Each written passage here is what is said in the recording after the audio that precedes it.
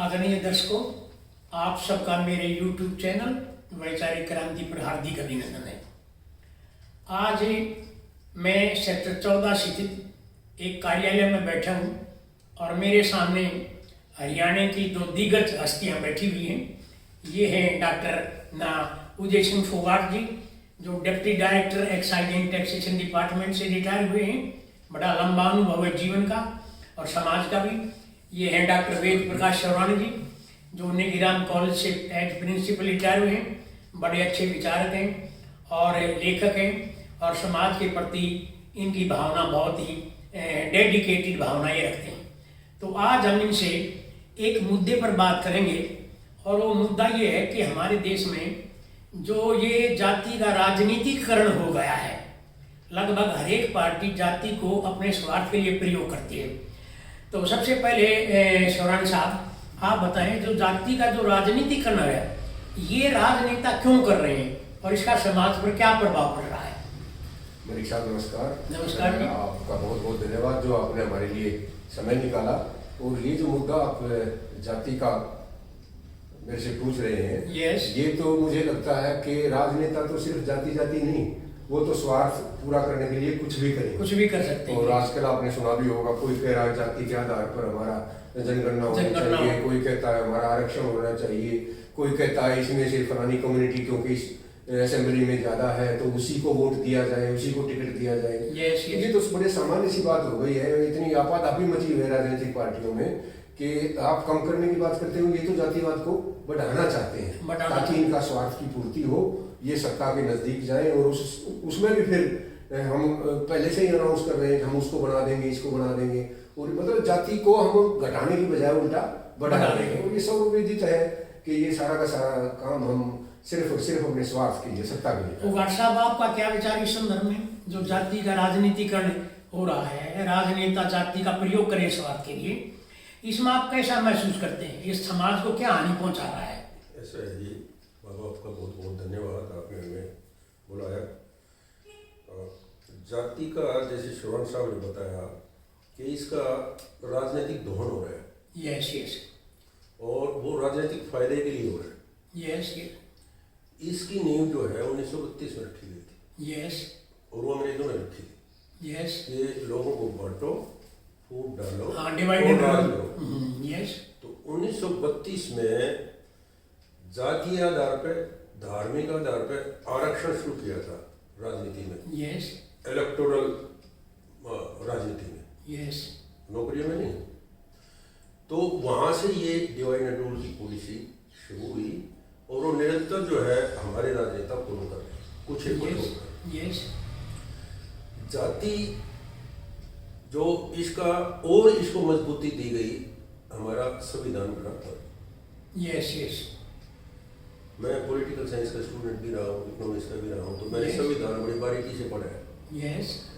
तो पहले राजनीति में, शासन में आरक्षण दिया गया जातिगत आधार पे, धर्म के आधार पे। मुसलमानों को भी पहले था, फिर जाति आधार पे कर दिया। हमारे संविधान में इसको जाति आधार पर रखा, इलेक्टोरल इसको आरक्षण।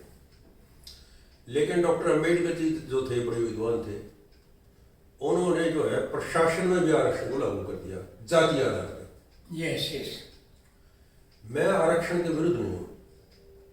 आरक्षण जो है वो गरीब लोगों को दिया गया था और हिंदुस्तान उस टाइम विकास, मेरा ख्याल है केवल 10 वर्ष के लिए दिया गया। हाँ, विकास के 10 वर्ष के लिए आरक्षण, ये हमारी भ्रांति चल रही है। 10 वर्ष के लिए आरक्षण जो था वो चुनावी राजनीति के लिए था।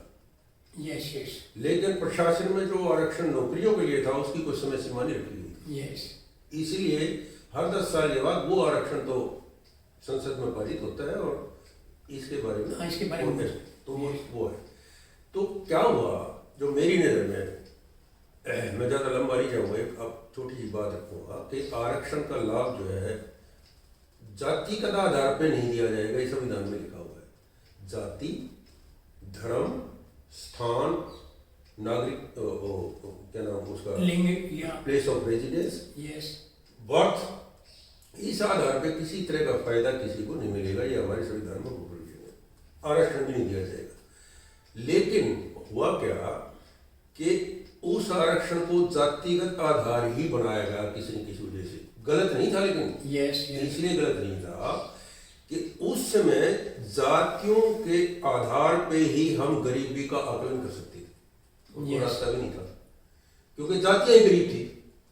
वैश्य कास्ट है, एसटी है, और ये सारे लोग बहुत गरीब थे, उत्पीड़ित भी थे, सामाजिक दृष्टि से पिछड़े भी थे। इनको लाभ दिया, कोई बुरी बात नहीं, कोई बुरी बात नहीं। लेकिन गलती हुई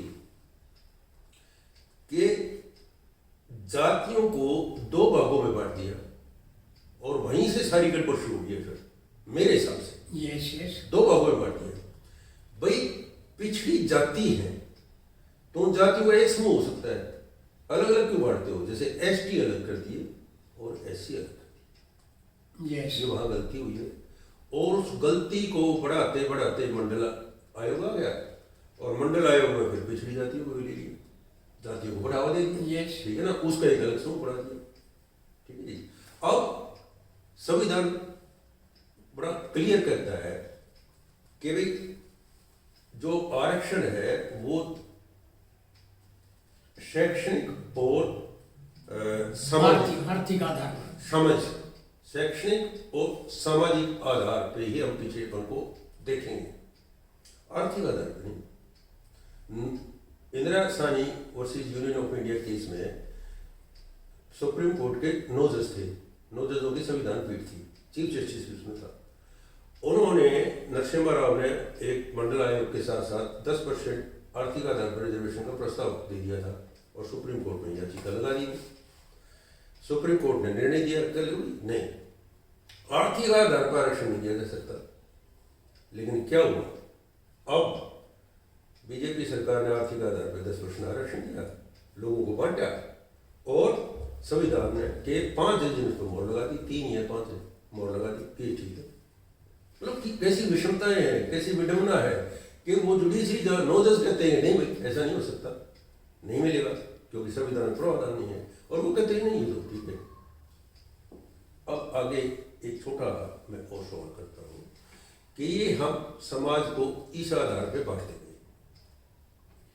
मेरा मानना ये है कि भाई कोई पिछड़ा क्यों है? पिछड़ा तो वो इसलिए है कि उसके पास संसाधन नहीं, जाति से तो वो पिछड़ा है भाई। कुछ जाति के पास संसाधन थे, जमीन थी, जैसे हमारे जैसे लोग जो ग्रामीण प्रदेश में पले पड़े हैं, जमीनें थी, उससे गुजारा करके हम आगे बढ़ गए। लेकिन लोगों के पास संसाधन थे ही नहीं, न जमीन थी, मजदूरी छोटी मोटी कर ली, कुछ अपने सहारे से गुजारा कर लिया, तो गरीब थे।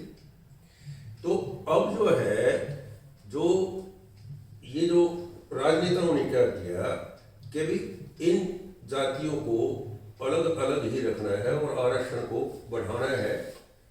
तो मेरा मानना ये है कि भाई जब आपने आर्थिक आधार पे आरक्षण दे दिया,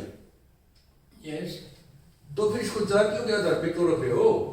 एक हॉरिजॉन्टल लाइन क्यों नहीं खींचते कि भाई सारे पिछड़े हैं जिनकी इनकम इससे नीचे है, तो जातियां कम हो जाएंगी, हमारी संवेदनाएं कम हो जाएंगी, हम एक दूसरे बटेंगे नहीं, लेकिन राजनीतिक लाभ नहीं मिलेगा। शोभन साहब, इसमें ये जो ग्रामीण समाज है हमारा, जो जहाँ अनपढ़ता है, गरीबी है और पाखंड जो है ये हम करते हैं, जो क्या इसके कारण भी कुछ जाति का दुरुपयोग किया जा सकता है राजनेताओं द्वारा या राजनीतिक दलों द्वारा?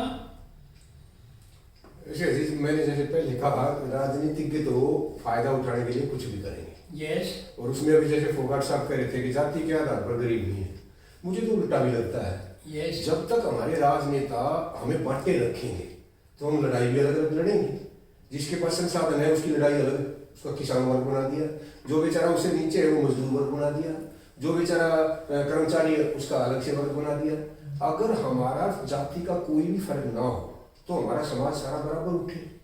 तो राजनेता तो भी सिर्फ वोट के लिए नहीं, हर तरह से फायदा उठाएंगे। अभी आप देखोगे किसी विशेष जाति का गांव हमने बांट दिए, जो आंदोलन किसान था उसको भी जाट आंदोलन कर रहे हो, जो आंदोलन की आरक्षण के लिए था उसको भी जाट आंदोलन कर रहे हो, कहीं सैनिक का नाम ले रहे हो, कहीं पंडितों का नाम ले रहे हो। तो राजनेता तो ये चाहता है कि आप जितने ज्यादा टुकड़ों बटोगे ना उसके उतने मजे होंगे। अभी आएगा देखना 2024 का इलेक्शन, उसमें क्या करेंगे, एक पर्टिकुलर जाति का टिकट ले रहा है, दूसरी पार्टी वाला क्या करेगा, चलो मैं जीत तो नहीं सकता पर उसी जाति का एक खड़ा कर दूं ताकि उनके 10-5 हज़ार वोट कट जाए। तो ये क्या है? तो राजनेता तो हर जगह ऐसे ही करेगा। उसे आपकी गरीबी से कोई लेना देना नहीं, आपके विकास से कोई लेना देना नहीं, उसे तो सत्ता चाहिए। इसी चक्कर में क्या ये राजनेता जो ये ऐसा कुकर्म कर रहे हैं, क्या ये स्वतः इस समाज को छोड़ सकती हैं या इसके लिए समाज को या बुद्धिजीवियों को कुछ करना पड़ेगा? बड़ा अच्छा सवाल आपने किया है। क्या है कि राजनेता एक अलग किस्म की जाति है, ये भी एक मैं जाति मानता हूँ। यस यस, ठीक है। जो किसी भी जाति को तरजीह नहीं देती, किसी को सम्मान नहीं देती, किसी का बढ़ावा नहीं चाहती, दिल से अपने स्वार्थ के लिए वो जातियों का नाम लेते हैं। इनकी जाति एक है। क्या है, हरियाणा में जाट नॉन जाट सरेआम गलियों में गालियां देके किया गया। सैनिक होता था, फायदा उठाने के लिए MP होता था, एक वो XMLA होता था, वो कसम खाते थे कि जाटों को नमस्ते नहीं करनी, मुझे नाम नहीं लेना चाहिए, विशेष समुदाय वे नमस्ते नहीं करेंगे, ईश्वर से प्रार्थना है कि इनका सर्वनाश हो। इस तरह की बातें सरेआम की गई अपने लाभ के लिए की गई ना। लेकिन हुआ क्या, इलेक्शन हुए, इलेक्शन में बीजेपी को पूर्ण बहुमत नहीं मिला, 40 सीट मिली और एक हिसाब मैं देखता हूँ कि सरकार सारी हारी गई थी, जिसके 3 मंत्री बने और सारे मंत्री हार गए। तो एक तरह से जो हमारा जनमत था वो बीजेपी के मूल रूप से खिलाफ था। उसमें हुआ क्या, जातियों में तो हमें बांटते हैं और उन्हीं जातियों की वोट से एक जो ग्रुप बना पॉलिटिकल दुष्यंत चौटाला का, उसको अपने साथ ले लिया। जाट और नॉन जाट दोनों मिलकर शासन कर रहे हैं और राज्य को लूट रहे हैं और लोगों को बांट रहे हैं, उनमें विदेश भाव पैदा करें, वापस लुट रहे हैं। तो ये लोगों को समझना पड़ेगा। चरण साहब जी, आप जो इस संदर्भ में जो इंटेलेक्चुअल्स हैं, जो दूसरे पत्रकार हैं, जो अच्छे गायक हैं, क्या उनकी भूमिका कुछ अपना रोल कर सकती है? ये बहुत बढ़िया बात कही है आपने। जैसे बुद्धिजीवी वर्ग का जिक्र है, मुझे तो लगता है सबसे नेग्लेक्टेड और सबसे हाशिए पर अगर कोई ला रखा है तो वो है बुद्धिजीवी वर्ग, क्योंकि वो कोई काम की बात करेंगे और वो किसी के समझ में आ जाए तो नुकसान हो जाएगा बहुत ज्यादा। दूसरा, हमारे बच के जो रचनात्मक लोग हैं, क्रिएटिव लोग हैं, उसमें लेखक कह लो, रागनी लिखने वाले कह लो, गायक कह लो, उनका तो दिमाग इन्होंने बिल्कुल एक फर्स्ट क्लास कर रखा है। आपने फिर वो फोगाट साहब कह रहे हैं नाम नहीं लेना चाहिए हमें, कैसे नहीं लेना चाहिए, जाटा का छोरा, ये जाटा का, ये जाट जीप पर चढ़ा दिए, जाट माड़ा पहने घूम रहे हैं, मतलब किसी दूसरी कम्युनिटी के ये पंडित जियों का अलग वो है। ये तो जी मतलब क्या कहना चाहिए हमें, ये तो जितना भी खराब होगा उतना ही अच्छा। तो इन्होंने सबकी बुद्धि भ्रष्ट कर रखी है, नीचे से लेकर ऊपर तक। आप जितनी फिल्में आपके OTT पे देखो, आप पूरा जातिवाद फैला रहे हैं। हाँ, इतना जरूर है जो जातिवाद, बल्कि इतना भी नहीं रहा, तो गलियों में भी 35 और 1 का नारा था, चाहे जाट नॉन जाट का नारा था। पहले हम कम से कम ये तो कह दिया करते कि भाई जातिवाद हमारा थोड़ा थोड़ा कम हो रहा है। हम जैसे अपनी पीढ़ी की बात करें तो हमारे बच्चे जब 8वीं 10वीं में थे, एक दिन हमारी बेटिया ने आके पूछा, बेटा पापा क्या हम पंजाबी हैं? मतलब उनको ये आभास नहीं था, कम से कम घर के लेवल पर हम ये डिस्कस कभी नहीं करते थे कि भाई जाट क्या होते हैं, पंजाबी क्या होते हैं, पंडित क्या होते हैं, दुनिया क्या होते हैं। लेकिन अब तो सरेआम हो रहा है, घर में तो होता ही होता है, बाहर भी ऐसे डिस्कशन हो रहा है। तो मुझे तो नहीं लगता कि इनसे मतलब इनको सुधारा तो जा सकता है। देखो, जागृति से ही सारा असर पड़ेगा, बुद्धिजीवी वर्ग की जिम्मेदारी है। हम जो कर सकते हैं, हमें लिखना चाहिए, बोलना चाहिए, अपने जो परिप्रेक्ष्य हमारे चारों तरफ उसमें समझाने की कोशिश तो करनी ही चाहिए। भगत साहब, जो शिक्षा है, वर्तमान जो प्रेजेंट सिस्टम ऑफ एजुकेशन है and present system of examination है, क्या उसका भी कोई दोष है इस प्रणाली में? उसका तो क्या दोष हो सकता है? देखो, ऐसा है, क्या उसके माध्यम से कोई सुधार हो सकता है? नहीं, मेरा मानना ये है, उसके माध्यम से देखो, मूल सुधार जो समाज में आए हैं ना, वो शिक्षा से आए, एजुकेशन से। क्योंकि इससे आपका मानस पटल जो है वो विकसित होता है, आप सही और गलत का आकलन अच्छी तरह से करेंगे, दूसरे की कही हुई बात पर वैसे ही विश्वास नहीं करेंगे, ये शिक्षा से आता है। तो शिक्षा से, एजुकेशन से ये जो है, ये चीज़ें संवेदनाएं, जो जाति संवेदनाएं हो रही हैं, ये जरूर कम होगी, प्रचार प्रसार से जरूर कम होगी। लेकिन इसमें मूल चीज़ जो कम होने वाली है ना, उसमें रोल जो है ना पेरेंट्स का होता है। यस यस, मैं ये मानता हूँ कि पेरेंट्स अगर अपने बच्चों को उनकी स्वेच्छा अनुसार, जैसे अंतर्जातीय विवाह होता है, ये मूल मंत्र है, अंतर्जातीय विवाहों को बढ़ावा देना चाहिए। बच्चे अगर, ये नहीं कि उनको जबरदस्ती अंतर्जातीय उसकी ओर खींचे जाए ना, बच्चे अगर एक दूसरे को चुनते हैं अपनी लाइफ के लिए, तो उन्हें पेरेंट्स को बाधा नहीं करना चाहिए, तो जाति की संबंधें अपने आप कम होंगी। हमारे परिवार में छोटा एग्जाम्पल दूँ मैं, अब हाल में भी मेरे मामा काजला गाँव में राजस्थान में, तो मेरे मामा आर्मी अफसर रहे, बड़े अफसर रिटायर में से थे वो, उनकी 5 बेटियां थी, 4 बेटियां अंतर्जातीय विवाह उस टाइम में। कितना बढ़िया एग्जाम्पल है जातिवाद को खत्म करने का। ज्यादातर पंजाबी एक सिंजट है, अमेरिका में सेटल्ड है, आज तो कोई विवाद नहीं हुआ। हाल ही में मेरा साडू ब्रिगेडियर रिटायर हुआ है, उनके लड़के ने पंजाबी शादी की, वो ब्रिगेडियर की लड़की, बड़ा अच्छा तालमेल होगा, बड़ा अच्छी लाइफ चल रही है। हाल ही में मेरे मामा का बेटा ग्रुप कैप्टन रिटायर हुआ है, अपनी क्लास में पंजाबी की लड़की की शादी की। यही तो इस तरह से अब हमारी जाति क्या है, अब वो बच्चे अगर जाति की बात होगी तो क्या सोचेंगे, उस घर में बात क्या सोचेंगे, क्या सोचेंगे वो कि भी इसकी जाति है, इसकी, ये सब। शरण साहब, हमारे जो ग्रामीण समाज है, मैं सर एक बात आपके प्रश्न पूछने से पहले तो ये साहब, एक राजनीतिज्ञों को ना एक शौक लगने वाला है। अब हमारे देश में बेरोजगारों की संख्या इतनी ज्यादा बढ़ गई, युवाओं की, यस, और एक दिन वो इकट्ठे होके ना इस जाति वाले फंडे को एक तरफ फेंक देंगे, और उस दिन उनमें जागृति आएगी कि ये हमें बेवकूफ बना रखा है। यस, तो बेरोजगार जैसे जैसे बढ़ रहे हैं ना, एक दिन जरूर इस तरह की सोच, अगर वो पढ़े लिखे हैं तो ये सोच जरूर विकसित होगी कि इन राजनेताओं ने बहुत कर लिया, और ये आरक्षण का और ये दूसरी चीजों में जो बुझाए रखते हैं ना, इससे जागृति एकदम से मतलब एकदम से विस्फोट भी हो सकता है, ऐसा भी मुझे लगता है। ये जो हमारा ग्रामीण समाज है, जहाँ अनपढ़ता है, अशिक्षा है, कुशिक्षा भी मैं कहता हूँ कई इसको, और ये गरीब भी है, क्या इसके चलते अंतर्जातीय विवाह जो हो रहे हैं, उनसे जो ना बच्चे सुसाइड भी कर रहे हैं, पेरेंट्स उनको मार भी, ऑनर किलिंग के केसेस भी हो रहे हैं। तो ये क्या इनमें कैसे जागृति लाई जा सके ग्रामीण समाज में, संदर्भ में? वही व्हाट्सएप वाली बात का समर्थन करूंगा मैं तो, कि शिक्षा ही एकमात्र ऐसा हथियार है जिससे सारी बुराइयां हमारी एकदम से कटती हैं। और जो आप ये बच्चों को मारने वाली बात कर रहे हैं, इसमें मैं समझता हूँ जाति वाला ज्यादा सा बड़ा सा रोल नहीं है। ज्यादा रोल हमारा जो सामाजिक व्यवस्था है, हमने इज्जत को जोड़ दिया है, और वो भी विशेष तौर पर जाति तब आती है जब कोई लोअर कास्ट के लड़के से कोई अपर कास्ट की लड़की कर लेती है। उल्टा हो जाए तो कोई ज्यादा सा नहीं हो रहा, और अब तो कार मचा हुआ, शादी किसी से करवा दो, बस करवा दो। तो ये वाली समस्या मुझे लगता है जातिवादी से इतनी ज्यादा नहीं जुड़ी हुई है। और हमारा जो युवा वर्ग है, अगर वो जैसे ग्रेजुएशन तक भी पढ़ा लिखा है, तो इस बात को कोई ज्यादा सी अहमियत नहीं देता। ये हमारी जो पीढ़ी है, ये कोशिश कर रही है जागृति लाने की, लेकिन असली जागृति युवा वर्ग से ही आएगी और शिक्षक से ही आएगी, चाहे वो ग्रामीण की बात हो चाहे शहर की बात हो।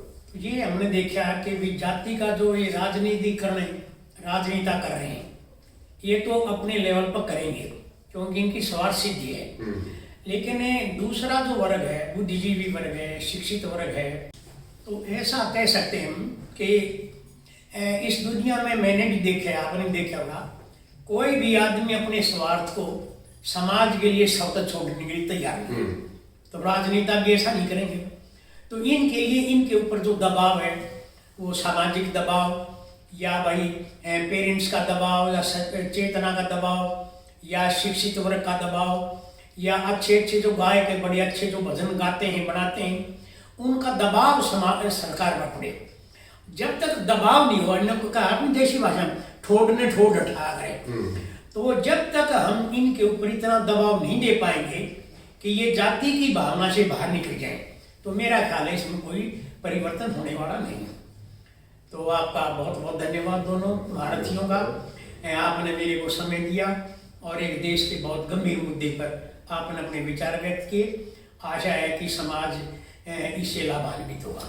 Thank you very much. ये हमारे लिए गर्व की बात है कि हमारे इतने सीनियर आदमी इतनी बड़ी समस्या से चिंतित हैं, तो युवाओं को जरूर इसके ऊपर सोचना चाहिए कि हमारे बुजुर्ग क्या चाहते हैं और हमारी क्या मंशा है कि आप लोग फलें फूलें आगे बढ़े, और वो तभी हो सकता है जब हम सारे इकट्ठे हो। बिल्कुल बिल्कुल। आपका भी बहुत बहुत धन्यवाद। थैंक यू वेरी मच, बहुत बहुत धन्यवाद। चले।